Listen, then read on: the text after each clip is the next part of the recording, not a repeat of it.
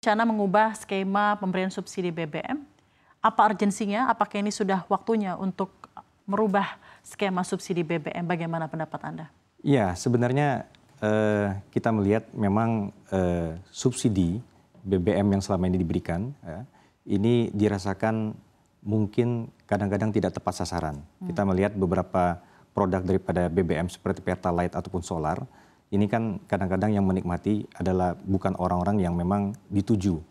Nah, oleh karena itu, pemerintah bersama DPR melihat bahwa kayaknya kita perlu melakukan suatu perubahan, reformasi, sehingga masyarakat yang memang seharusnya menerima akan lebih tepat sasaran di dalam subsidi BBM tersebut. Apa yang menjadi salah satu bentuk ketidaktepat sasaranan subsidi BBM yang sebelum akan diubah ini, Pak, yang sebelumnya? Ya, sebelum itu kita merasa ya tidak tepat sasaran itu sendiri. Misalkan saya ambil contoh, Pertalite. Berapa banyak sih sebetulnya masyarakat yang tidak mampu yang mengisi Pertalite dibanding yang mampu tersebut? Iya, misalkan mobil. Kita lihat misalkan di sebuah SPBU, sebuah mobil Innova misalnya, kita anggap sudah mampu. Tetapi datang masuk dan kemudian mengisi Pertalite 40 liter. Pada 40 liter untuk satu mobil Innova itu bisa diisi oleh pengguna motor yang kira-kira sekitar 10 atau 12 motor. Karena mereka mengisi 3 sampai 4 liter. Nah, inilah yang kita lihat dari data yang ada, kira-kira sebetulnya yang masyarakat tidak mampunya itu malah hanya sekitar 15-20%.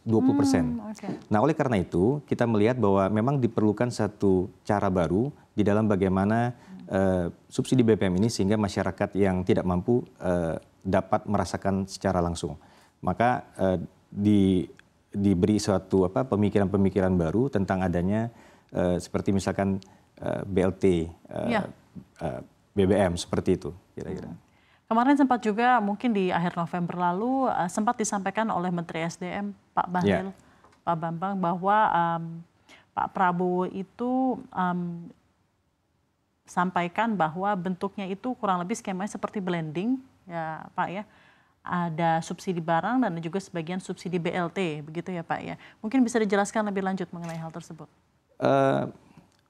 Menteri SDM dalam raker terakhir dengan Komisi 12 juga sudah menyampaikan tersebut. Dan kami bisa memahami bahwa memang perubahan pola subsidi ini memang harus dilakukan secara bertahap. Tidak bisa tiba-tiba misalkan dari subsidi barang kita semuanya alihkan kepada subsidi orang.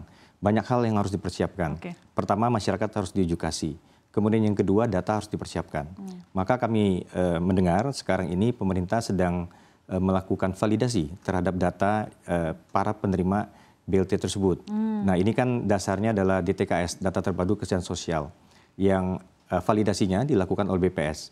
Nah, kita lihat seperti apa dan besarannya kami persilakan kepada pemerintah untuk menghitung kira-kira yang tepat berapa dan sesuai dengan keuangan, seperti itu.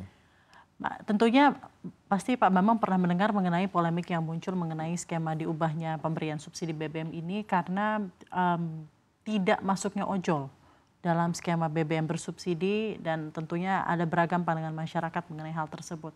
Bagaimana Anda melihat hal ini dan dari sudut pandang Anda sendiri, seberapa penting sebenarnya ojol ini harus dikategorikan sebagai mereka penerima subsidi BBM? Sebetulnya pembahasan terhadap ojol ini kan sudah selesai. Sudah dikatakan bahwa awalnya pemerintah sedang mengeksersis ojol ini kategori yang seperti apa. Mereka ini kan suatu UMKM dengan basis platform digital. Betul. Nah, sementara sebelumnya ketentuannya mengatakan bahwa kalau transportasi umum itu harus kendaraan dengan plat kuning. Nah, saya sudah berbicara dan juga sudah dijelaskan juga oleh Menteri UMKM, Bapak Maman. Beliau menjelaskan bahwa ojol ini kategori UMKM, sehingga tetap akan diberikan subsidi BBM. Dan saya pikir ini bagus, karena kita lihat besaran daripada ojol juga sangat banyak, sangat banyak. Dan sehingga dengan tetap diberikannya subsidi BBM Pertalite, ya mereka tetap bisa bekerja dengan cukup kompetitif. Karena bagaimanapun juga sekarang ini kan mereka harus berhemat di dalam kegiatan bekerja ojolnya seperti itu. Jadi kedepannya akan tetap diberikan ya Pak? Saya pikir demikian. Pak Maman sudah menyampaikan, Menteri UMKM, bahwa ojol ini dikategorikan kepada kegiatan UMKM.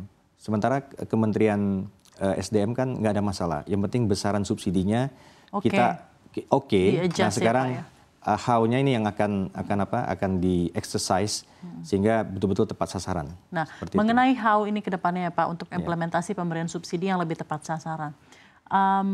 Bisa diberikan sedikit kisi-kisi kepada kami bentuk sistem yang akan dilakukan yang lebih rapi ke depannya seperti apa agar pemberian subsidi ini benar tepat sasaran. Banyak yang sempat saya dengar kalau dari pernyataan dari Pak Bahlil mengenai plat, warna plat dan lain-lain. Ataukah lebih kepada pendataan internal terlebih dahulu yang akan dirapikan serta-merta baru nanti akan ada bentuk-bentuk pendataan berupa apps atau apa lainnya. Seperti apa Pak kira-kira dalam bayangan? Saya pikir demikian. Yang pertama dilakukan validasi terhadap data yang ada secara umum, maka diperlukan BPS untuk melakukan validasi data tersebut.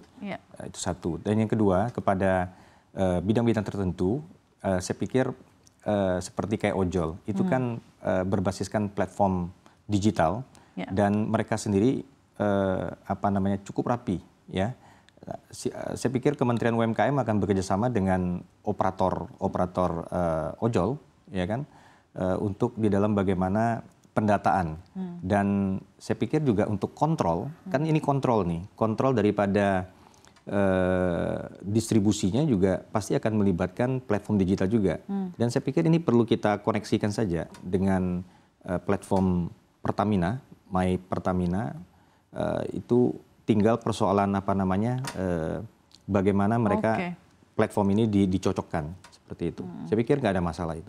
Dan kira-kira kapan Pak finalisasi mengenai skema baru pemberian subsidi ini? Kita bisa ekspektasikan audiens CNBC Indonesia juga tentunya ingin mendengar langsung dari Bapak mungkin kira-kira berapa lama ekspektasinya? Ya, kita masih menunggu daripada Kementerian SDM, kemudian juga pihak-pihak terkait yang sedang menghitung dari pihak pemerintah. Kita tunggu saja. Kita lihat Pak Bahlil mengatakan sampai akhir Desember ini kita tunggu dan saya pikir semua berusaha yang cepat lah, kerja tayang lah seperti itu. Mudah-mudahan awal Januari bisa kita implementasikan untuk PLT ini. Oke, Januari ya Pak ya? Mudah-mudahan. Ini kan kita mendengar dari beberapa informasi yang setelah disampaikan kepada kami. Kita tunggu.